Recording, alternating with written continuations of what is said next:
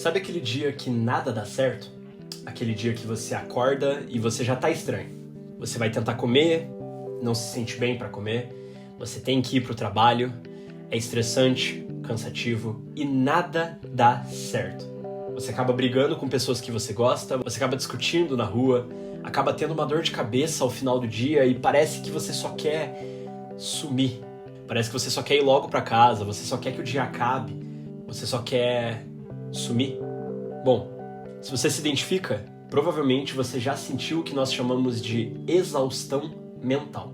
A exaustão mental ela é muito diferente do cansaço físico, porque ela não tem necessariamente relação com o seu cansaço físico. Essa exaustão ela é tão forte que ela pode influenciar o nosso corpo.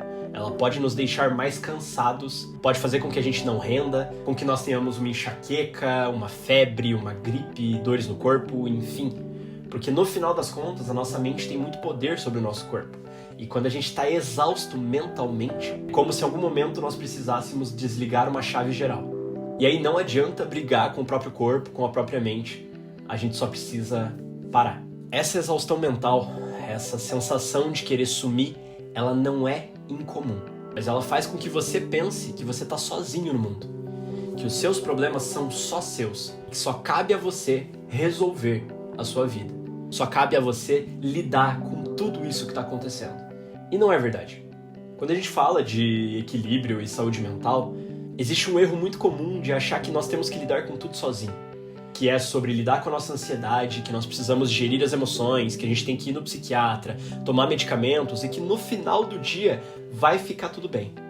E geralmente não fica. Geralmente o mundo continua rodando. E quanto mais cansado a gente tá, mais a gente sente que é como se um freio estivesse agindo. É como se uma âncora estivesse enrolada em nós, puxando para baixo. E quanto mais devagar a gente vai, mais rápido parece que o mundo continua girando. Como se ele não precisasse de nós para continuar. E quanto mais paralisado você fica, mais você mergulha nesse grande lago de ansiedade, depressão e mesmerismo. Agora, se você sente isso, o que você pode fazer para começar a mudar essa situação é entender que você não está sozinho, que você não vive e passa por tudo sozinho. As pessoas com as quais você convive provavelmente já se sentiram dessa forma. O grande ponto é que a gente não tem coragem de compartilhar isso com elas, porque quanto mais difícil é, mais nós achamos que o problema é unicamente nosso e que só nós temos que lidar com isso. E não é verdade.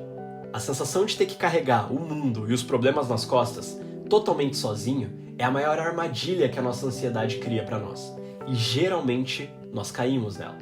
O primeiro ponto para mudar isso é falar. É fazer o que você está fazendo aqui. Procurar ajuda. Procurar ouvir pessoas que se sentem assim. Pessoas que compartilham o que elas estão vivendo, o que elas estão passando e principalmente o que elas estão fazendo para lidar com isso. Eu não só já passei por isso, como eu passo por isso.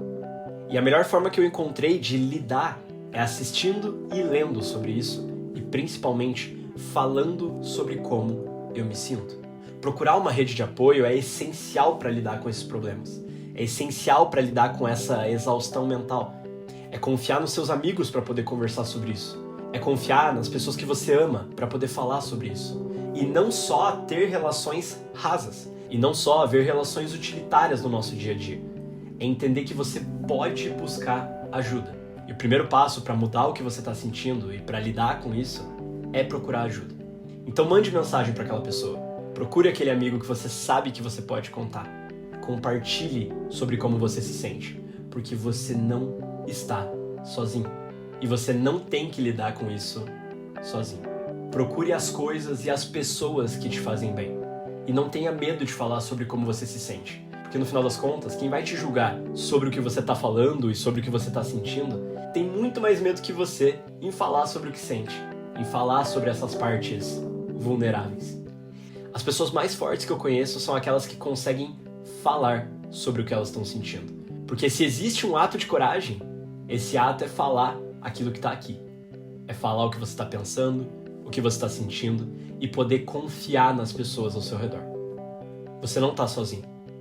Espero que você fique bem. Um abraço e até mais.